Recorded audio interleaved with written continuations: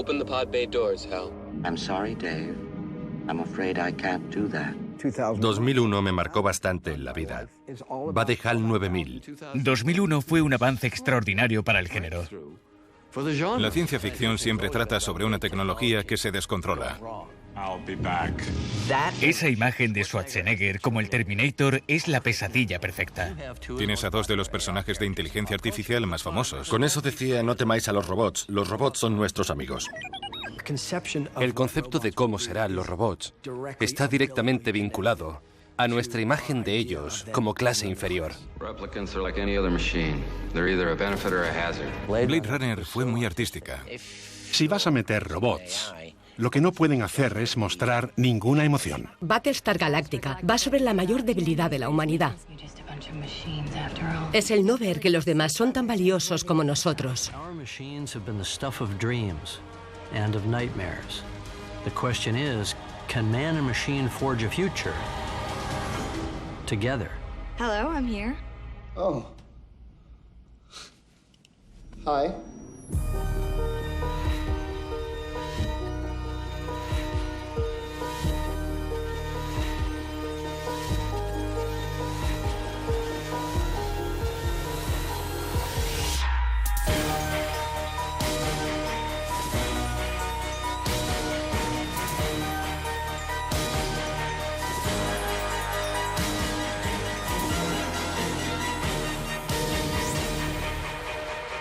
Historia de la ciencia ficción. Inteligencia artificial. Lo llaman ciencia ficción, pero en realidad trata de la tecnología, de las máquinas. Has hecho muchas pelis de ciencia ficción. Has visto todo tipo de máquinas inteligentes, incluso hiciste de una. A mí me llama la atención que, después de llevar tantos años en la industria, es increíble que después de hacer películas de Terminator, una tras otra, primero el género se llamaba ciencia ficción y luego de repente se convirtió en una especie de realidad científica. Sí, la ciencia ficción siempre trata sobre una tecnología que se descontrola, sobre cómo las máquinas podrían ser una amenaza para la humanidad. I'm a friend of Sarah Connor. Can't see her. She's making a statement. I'll be back. Esa imagen, la de Schwarzenegger como el Terminator, un emisario casi humano enviado por Skynet, es la pesadilla perfecta de la amenaza de las máquinas.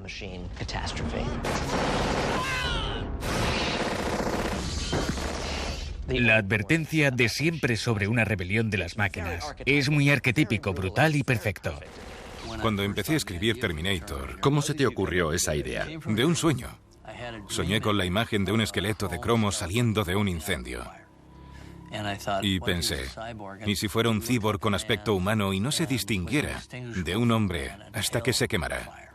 ¿Y cuál sería su objetivo?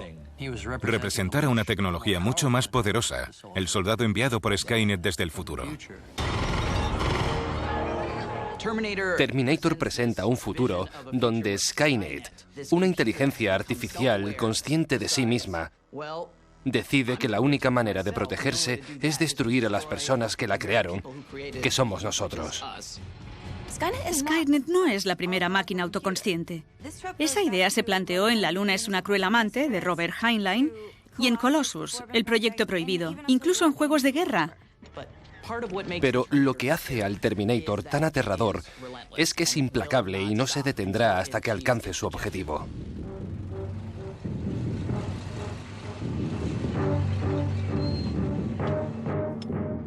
Recuerdo el primer día. Había una secuencia en la que te levantabas haciendo así. Sí. Y nosotros, sí, fantástico.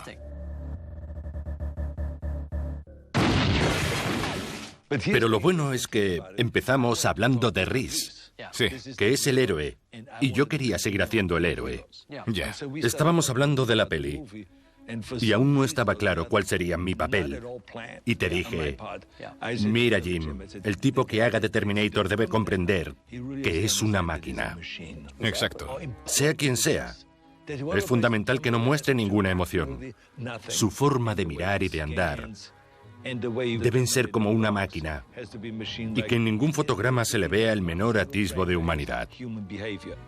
Mientras tanto yo te miraba pensando, Tiene que ser un auténtico grandullón, alguien imparable. Quedaría genial. Exacto. Y entonces dijiste, ¿y si haces tú del Terminator? Sí. Y te miré y dije, oh. En la primera, el Terminator está diseñado para matar. En Terminator 2, lo diseñan para proteger, no para destruir. Y luego hicimos Terminator 2. Lo más difícil de esa peli fue convencerte de que en esta ocasión tú fueras el bueno. Al principio me echó para atrás leer el guión y ver que ya no era el mismo tipo de máquina asesina. Pensé que si cogíamos su misma implacabilidad, pero por hacer el bien en vez del mal, sería interesante, porque el mismo personaje habría actuado como villano y como héroe. Por supuesto. Pero ahora necesitábamos a un Terminator más fuerte y agresivo que pudiera contigo. ¿Quién podía ser? Estaba convencido de que era el tío más hijo de del mundo y que la gente se lo creería. Mi agente me llamó diciendo que estaban buscando a alguien de presencia imponente. Soy mucho menos corpulento que Arnold Schwarzenegger, pero aún así debería aparentar que yo era invencible. Así que me puse a pensar en cómo lograrlo. Luego comencé a adquirir los gestos de un águila. ¿Cómo es un águila? Es feroz. Parece que viene hacia ti. Y de repente... ¡Boom! Te arrolla como un bólido. Es como... En la escena de la primera pelea, Arnold quería levantarme en peso, lanzarme contra la pared y machacarme un poco.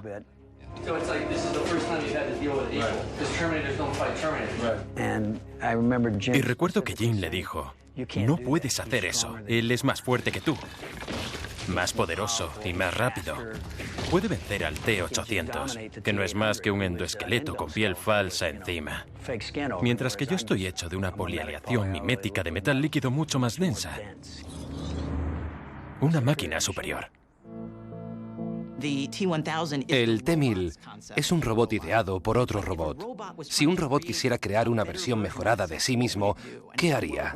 Bueno, sería algo ligero y rápido de movimientos, sin dejar de ser indestructible. Terminator 2 es casi como una guerra entre los efectos especiales antiguos y los nuevos. Esa es la bonita ironía de la saga Terminator, que usaron tecnologías nuevas y más eficaces, pese a que eran películas sobre los peligros de la tecnología. We're not gonna make it, are we? People, I mean. It's in your nature to destroy yourselves. Yo creía que la trama de Terminator era estar siempre luchando contra un robot del futuro, pero en realidad lo que estamos haciendo es luchar contra los humanos que siguen fabricando ese robot. Mientras los humanos seamos conscientes de que podemos crear una máquina capaz de controlar el mundo y hacernos poderosos, lo vamos a seguir haciendo, porque eso está en nuestra naturaleza. Somos el villano que se empeña en que estas películas se hagan realidad. Creo que nunca hubiéramos imaginado que ahora, 30 años después, Skynet sería el término que todos usan cuando hablan de una inteligencia artificial que se vuelve contra nosotros. Es como esa sensación que tienes cuando sabes que va a llover. Pues en el desarrollo tecnológico sientes lo mismo cuando sabes que algo va a suceder muy pronto. Y el consenso general dice que estamos en ese momento previo a la lluvia. Tal vez ese momento se demore 10 años o 20, pero llegará. Y puede que no tenga un final feliz. Y no se podrá deshacer. Claro, no habrá otra. Y se acabó. Sí.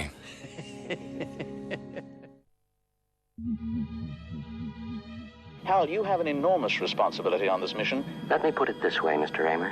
No 9000 computer has ever made a mistake or distorted information. 2001 me marcó bastante. ¿Y a mí? En la vida, en mi vida diaria. Fue la primera vez en el cine que sentí como una experiencia religiosa. Vi la película 18 veces en sus primeros años de estreno, todas en el cine. Recuerdo ver a un chico corriendo por el pasillo hacia la pantalla gritando ¡Es Dios! ¡Es Dios! Y lo decía en serio.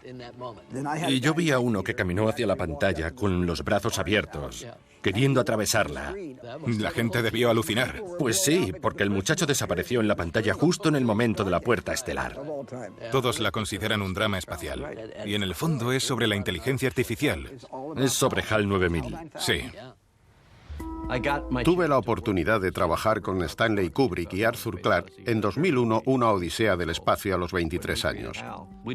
Cuando creamos HAL, no disponíamos de ordenadores personales. Había ordenadores gigantes, pero eran de tarjetas perforadas y todas esas cosas. No eran muy visuales, y tuve que desarrollar un estilo que fuera creíble. Desató la imaginación de la gente con esta película y luego se hizo realidad. Televisores en el asiento de tu avión, el iPad. El iPod se llama iPod por esto. 2001 fue un avance extraordinario para el género. Being done in such a gigantic scope, the centrifuge is so realistic and so unusual. After a while, you begin to forget that you're an actor and you begin to really feel like an astronaut. Trabajar con Stanley Kubrick fue increíble. Sabías que estabas en presencia de un genio. I don't think I've ever seen anything quite like this before. HAL, en cierto sentido, es la máquina que controla la nave. Pero para nosotros también es otro tripulante. No pensamos, oh, estoy hablando con un ordenador. Quizá por esa voz humana, HAL tiene una inflexión perfectamente normal cuando nos habla. I've wondered whether you might be having some second thoughts about the mission. How do you mean? ¿Cómo sería tener un robot que maneje la nave en la que estás? Es mucha responsabilidad para una máquina. El momento crucial llega cuando Bowman dice: Well, as far as I know, no 9,000 computers have been disconnected. Well, no 9,000 computers ever found up before. Well, I'm not so sure. What do you think about it? Y HAL 9000 les lee los labios. En ese momento vemos que HAL 9000 posee un instinto de supervivencia. I know that you and Frank were planning to disconnect me, and I'm afraid that's something I cannot allow to happen. Y entonces deja de ser una máquina. Es un ser vivo. El peligro que supone la inteligencia artificial es el de poder desencadenar resultados inesperados.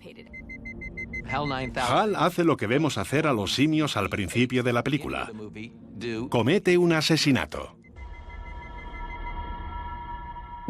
Nos gusta estereotipar a los robots como entidades de lógica pura. Pero en esta película todo sale fatal y nos vemos obligados a matar al robot. La escena de la muerte de HAL es un momento maravillosamente perverso, porque no puedes evitar conmoverte al verlo desintegrarse.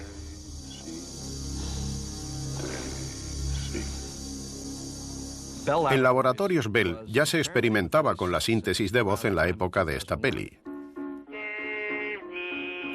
Uno de los primeros experimentos de síntesis de voz fue el de Daisy, realizado por un ordenador IBM.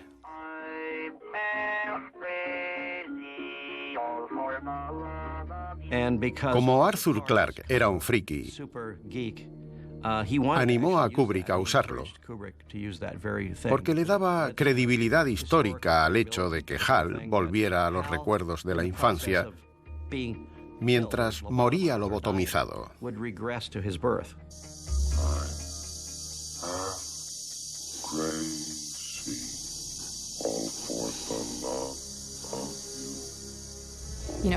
Es muy difícil crear una máquina, diseñar una inteligencia artificial. Muchísimas mentes brillantes se han puesto a ello. Pero aún más difícil que crear una máquina es aprender a controlarla, a desconectarla. Seguramente veamos un día a Hal en la vida real. Opino igual, da miedo. Elon Musk predice que la Tercera Guerra Mundial no será un holocausto nuclear, sino una especie de control mecanizado. Sí, Stephen Hawking decía algo parecido. Y resulta terrorífico porque nos dice que en contra de nuestra voluntad, algo más inteligente que nosotros, hasta para el ajedrez, usará este mundo como un tablero de ajedrez y pondrá nuestra existencia en jaque mate.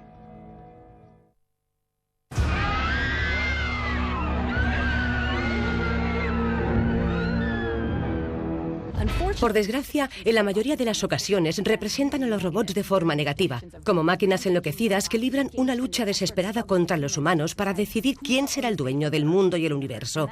Es una larga tradición en la ciencia ficción. Metrópolis, de Fritz Lang, fue la primera o una de las primeras películas épicas de ciencia ficción. Es la historia de un mundo muy futurista. Y sale uno de los mayores robots villanos de la historia. María es la robot de la película. Los cómics siempre tenían una portada muy colorida, en la que a menudo salían robots que habían huido de sus creadores humanos. Siempre eran mecánicos y descomunales, pura maquinaria de acero con ojos rojos y brillantes, garras en vez de dedos y por lo general bastante violentos. Esa imagen persistió mucho tiempo. Pero luego vino Isaac Asimov. If we could have roughly man-like robots who could take over the dull and routine tasks, that this would be a very nice combination. Asimov fue uno de los pilares que convirtió la ciencia ficción en lo que es ahora. Estuvo en la Feria Mundial de 1939 en Nueva York. Debió haberle parecido una experiencia muy ficticia, porque allí vio a Electro, el robot fumador. Esto inspiró a Asimov y decidió escribir historias que mostrasen a los robots como herramientas, como ayudantes y amigos de la humanidad en lugar de enemigos. Él inventó las imágenes y los conceptos que creo que definieron cómo veían los expertos a los robots. En concreto, escribió 3 leyes que son fundamentales. What are the 3 laws of robotics? First law is a robot may not harm a human being or through inaction allow a human being to come to harm. Danger, Will Robinson. Danger. Number 2, a robot must obey orders given it by qualified personnel. Fire. Unless those orders violate rule number 1. In other words, a robot can't be ordered to kill a human being. See? He's helpless. The third law states that a robot can defend itself. Except where that would violate the first and second law. Las leyes de Asimov me parecen muy bien pensadas y también creo que están hechas para infringirlas. We know you'll enjoy your stay in Westworld, the ultimate resort. Lawless violence on the American frontier, peopled by lifelike robot men and women. La película Almas de Metal trata de un parque temático donde la gente puede hacer lo que les dé la gana a los robots. Era un foro donde la gente pudiera desmadrarse, donde nadie pudiera conocer tu pasado, donde no tienes que relacionarte con otros humanos y puedes hacer lo que quieras. Nothing can possibly go wrong. I'm shot. Go wrong. Raw. Shut down. Shut down immediately. Six responsive. Almas de Metal era una advertencia sobre la robótica. Sobre que creamos vida artificial y damos por sentado que nos obedecerá.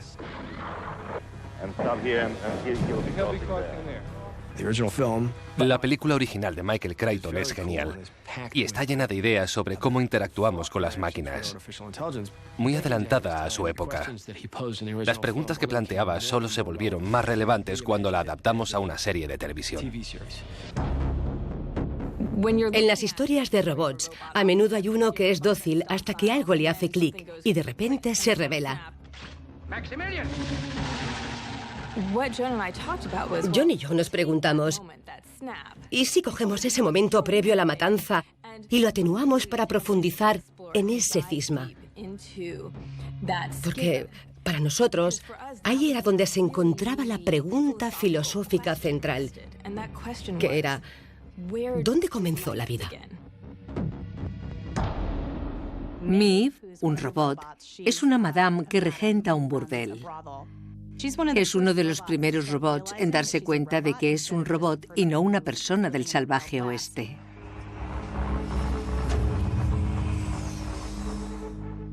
Para mí, una de las escenas más significativas de la serie es cuando Maeve empieza a tomar conciencia mientras la reparan.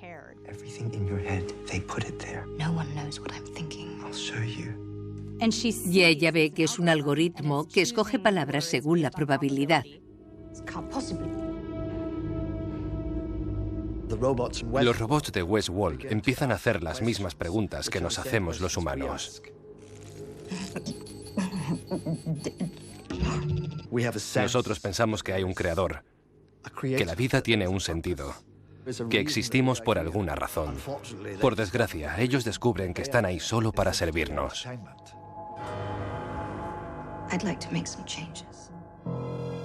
Marvin Minsky, uno de los pioneros de la inteligencia artificial, dijo que lo que llamamos libre albedrío podría no serlo en realidad. Por tanto, lo primero que dices cuando tomas conciencia es no.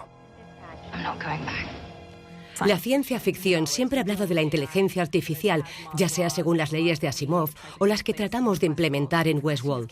La pregunta es si alguna vez respetaremos del todo estas leyes. Siempre las ampliamos o les encontramos excepciones. No tengo claro que un robot fuera a ser distinto. Cuando la conciencia despierta, es imposible volver a meter al genio en la botella. Hablemos de los robots. Solo muestras su lado más amable en tus películas.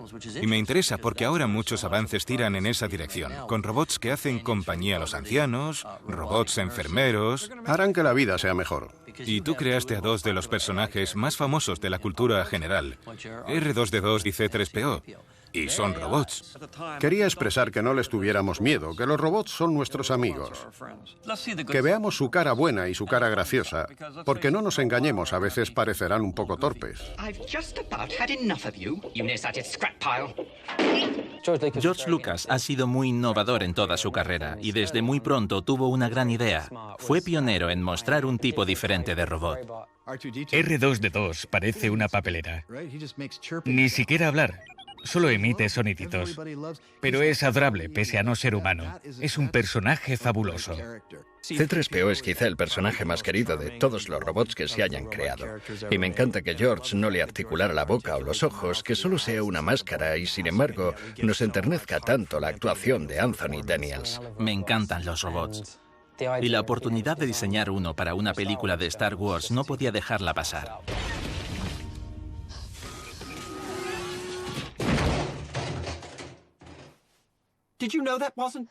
K2SO de Rogue One me pareció perfecto. La mayor influencia en K2S2 fue C3PO. Anthony Daniels, o C3PO, hace un cameo en nuestra película y me acuerdo de ir a la casa de Anthony para intentar convencerlo. No sabía si le gustaría la idea o si estaba harto de Star Wars. Y estaba tan paranoico que llegué y le conté a él y a su esposa toda la peli. Estuve hablando sin parar durante 1 hora sin que le cambiase la cara. Hasta que dijo, Gareth, me encantaría participar. Fue fantástico. Era genial tener a ese titán en el set. Él fue el original. Con él empezó el personaje de Star Wars. Me puso la piel de gallina. Una de las razones por las que nos encantan los robots y nos atraen en sagas como Star Wars es que mientras los personajes humanos están completamente formados y son personas, los robots son cosas en las que proyectamos elementos de nosotros mismos. Huey, Dewey, Louie de Naves Misteriosas son quizá los mejores robots. No hablan, pero siempre sabes lo que están pensando. Nos gusta tener un amigo especial. Si en la literatura fantástica sería un dragón, en la ciencia ficción sería un robot. Adoro a Johnny 5. Es un robot que cita a John Wayne espontáneamente. Buck Rogers molaba porque no hicieron una copia exacta de R2D2. Cogieron a Mel Blanc, la voz de Sam Bigotes y Capitán Cavernícola, la mejor voz de dibujos animados, y crearon a Twiki, que hacía... ¿Qué? Nos encantan los robots amables porque sacan lo mejor de nosotros como humanos. Wall-E es un robot que recoge basura sin parecerlo lo más mínimo. Desarrolla una personalidad completa. Su misión es hacer del mundo un lugar más habitable, y lo que interpreta es que debe salvar el mundo para la humanidad. Muchas historias convierten al robot en una especie de figura romántica que se va volviendo más humana a medida que avanza la trama. Como en la obra de Lester del Rey de 1938, Helen O'Loy, que se podría traducir por la aleación de Helen porque está hecha de metal. Básicamente trata de una robot que hace las labores domésticas y que se enamora de su creador. Es una de las primeras historias en las que un robot se representa como un personaje romántico y bueno. Si mantienes una conversación con un robot en la que todo fluye natural y parece una persona que te conoce, que se ríe de tus chistes, que entiende tus problemas en la vida y sigues interactuando con esa voz, es muy posible que te enamores. Hello, I'm here. Oh. Hi. Hi. It's really nice to meet you. What do I call you? Do you have a name? Yes, Samantha. En la película Her han diseñado a Samantha para que sea una herramienta. Lo más interesante de que sea una asistenta de bolsillo es que ya existen en nuestras vidas. Nos hemos vuelto dependientes de las herramientas de nuestros móviles. La relación de Theodore con Samantha va un poco más allá. No puede vivir sin ella porque la quiere. Cuando Theodore la ve aparecer en pantalla, es como si viera a su novia.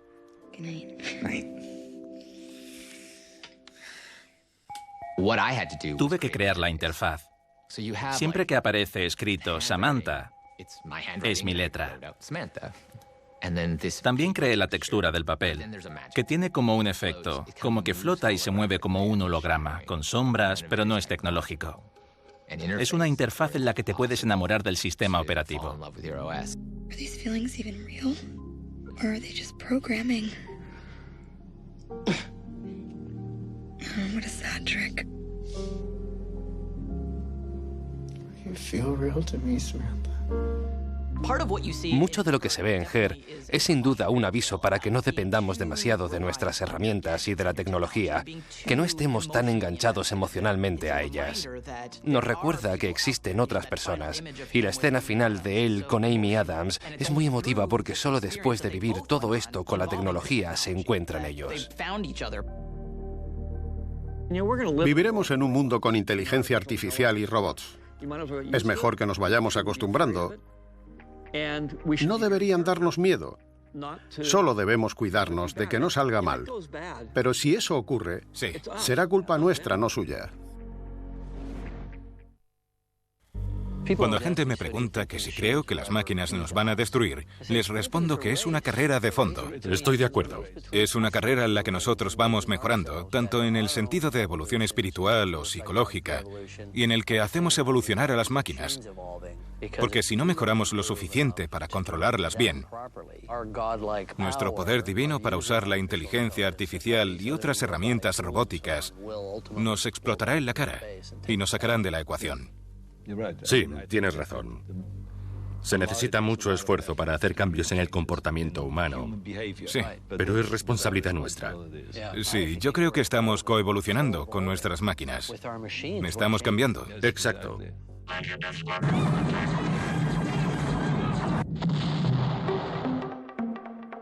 En enero de 2002, Universal quería a alguien que reinventara Galáctica, Estrella de Combate.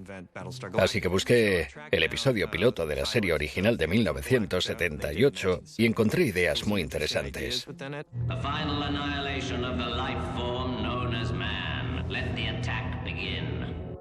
Pero nunca dijeron qué pretendía la serie. Por otra parte, me sorprendió muchísimo el paralelismo con el 11S. Me di cuenta de que si se hacía la serie en ese momento, la respuesta emocional que iba a dar la gente sería muy diferente. Galáctica habla de los últimos coletazos de una flota humana que vaga por el espacio después de que los robots diezmaran a los humanos. La premisa es que los seres humanos crearon robots para que hicieran todo el trabajo sucio que ya no querían seguir haciendo. Y luego las propias máquinas, que idolatraban a sus creadores, hicieron máquinas más similares a nosotros. Cylons es de carne y hueso como los humanos. Los Cylons se veían a sí mismos como los hijos de la humanidad que no podían crecer y madurar hasta que sus padres se les dejaran ir. Por eso deciden erradicar a los creadores con un ataque apocalíptico. Se podría decir a simple vista que Battlestar Galactica nos quiere alertar sobre nuestros inventos, pero la motivación real de la serie no es esa, sino representar las mayores debilidades de los humanos, nuestra incapacidad para valorar a los demás como a nosotros mismos. Ese es el conflicto central. Unos dicen que son personas y otros que no lo son.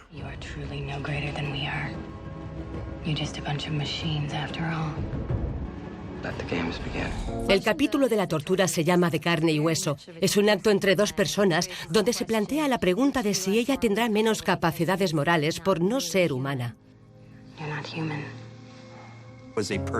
¿De verdad en esa escena hay una persona gritando y experimentando dolor por la tortura? ¿O es una simulación muy creíble? Queríamos proyectar la duda de que es injusto moralmente en una sociedad que está en guerra, pero también examinábamos una idea distinta en la serie sobre la conciencia y la personalidad. ¿Quién es el monstruo? ¿Las personas que diseñaron criaturas similares a los humanos y que aún así esclavizaron? ¿O los esclavos que se alzaron para destruir a esa clase de persona? La gran idea de Galáctica, estrella de combate, es: ¿merecen los humanos sobrevivir? ¿Nos podemos ganar la supervivencia?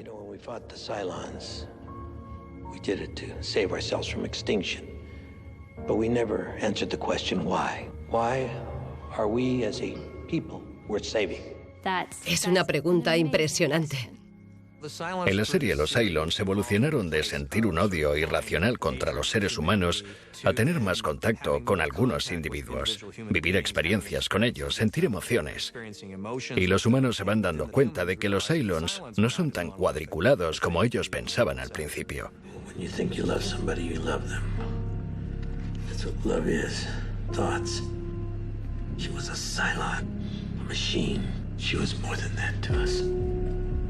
She was more than that to me. She was a vital living person. Battlestar Galactica nos enseña cómo podría acabar siendo. ¿Cómo vamos a hacer esto juntos? Si Battlestar Galactica nos sirviera de guía, podríamos evolucionar junto a las máquinas que creásemos. Seríamos un solo pueblo que respeta a sus individuos. Compartiríamos futuro. Sí. Espero que la humanidad merezca ser salvada. Una vez hablando con expertos en inteligencia artificial, me dijeron que estaban intentando crear a una persona. Y yo, ¿pero a qué te refieres con una persona? ¿A un ser con ego, con sentido de identidad? Y ellos, sí, con todo. Si un grupo de seres humanos quisieran crear una inteligencia artificial, lo que deberían evitar a toda costa es que sienta emociones. Ya. Porque las emociones dan lugar a muchas expresiones, como el engaño, la ira, la furia o el odio. Claro. Además de amor, etc.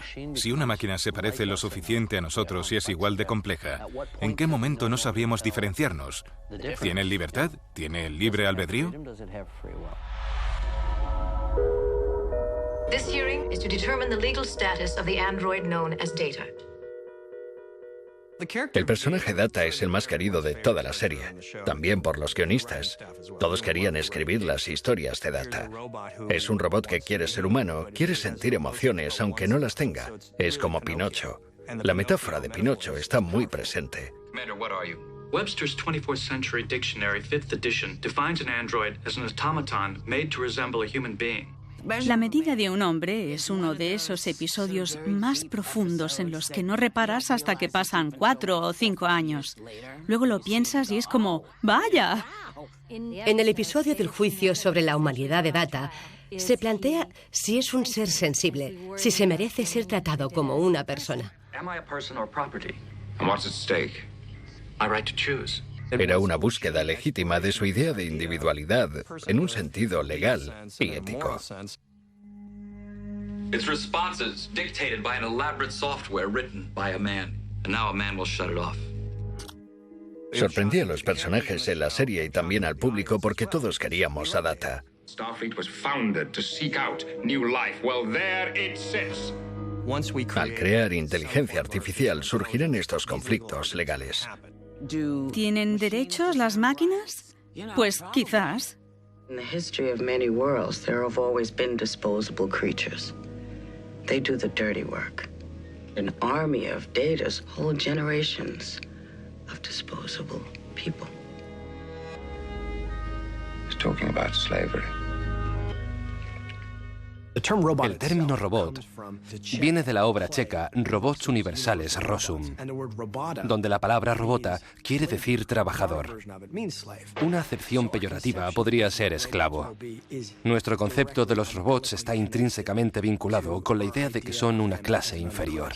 Why do you think your people made me? We made you because we could. You are just a machine, an imitation of life. Replicants are like any other machine. They're either a benefit or a hazard. They're a benefit, it's not my problem.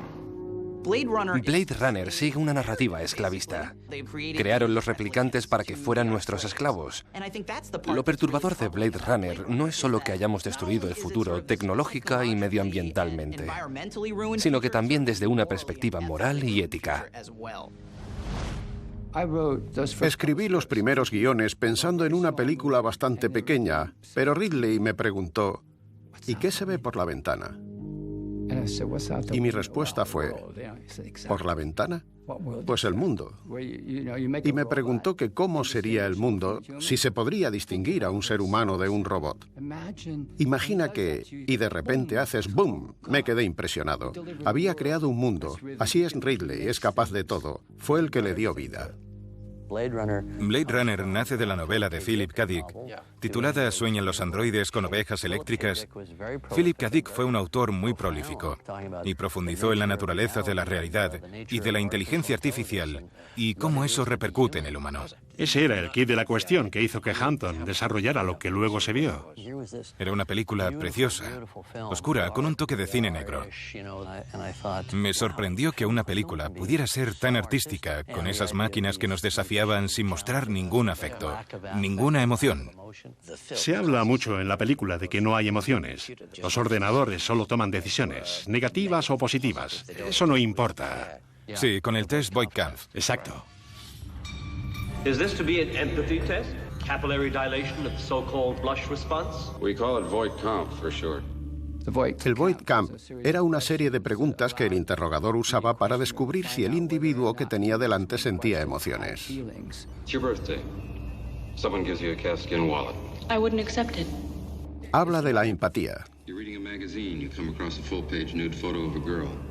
Is this testing whether I'm a replicant or a lesbian, Mr. Deckard? Just answer the questions, please. No es por ponerme cursi, pero es como si la empatía nos separase a nosotros de todo lo demás. Deckard solo hace su trabajo. Cree firmemente que mientras los robots funcionen bien, no hay ningún problema. Pero si un replicante no se comporta como debe, es su responsabilidad retirarlo.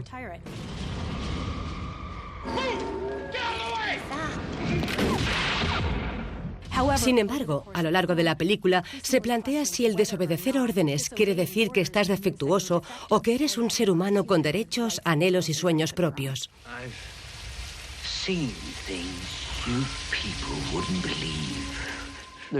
La escena en la que Batty se está muriendo es muy poética. Sí. Una escena magnífica. La escribió él. ¿En serio, él mismo? Era la 1 de la madrugada y estaba a punto de darle carpetazo ya a ese día. Esa fue la última noche de rodaje y Rutger me dijo que había escrito algo. Y suelta.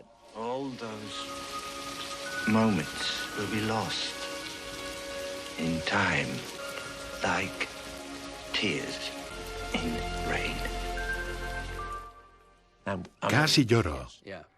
Me preguntó qué me parecía y yo le dije, pongámoslo.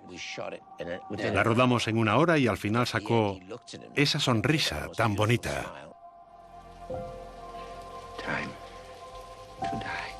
Tenía una paloma en las manos y... ¿Y la soltó? Eso nos dice que Batty tenía un alma, que Batty era un ser con sentimientos. Sí. En 4 de tus películas aparecen robots con cuerpo humano, ¿no? Una persona sintética, así que, ¿en qué punto estamos ahora? ¿Le estamos cediendo demasiado poder a las máquinas? No creo que fuera una buena idea. Al crear algo con tanto potencial de belleza y peligro como la IA, el creador a veces se obsesiona con el éxito de su creación en lugar de preocuparse por el resultado real. Ese es el problema. En el momento que supere tu control, ahí está el peligro. Si te superan, estás en un buen lío. Con las IA hay que tener límites. Debes tener siempre la capacidad de desconectarlos. En todo momento, sí.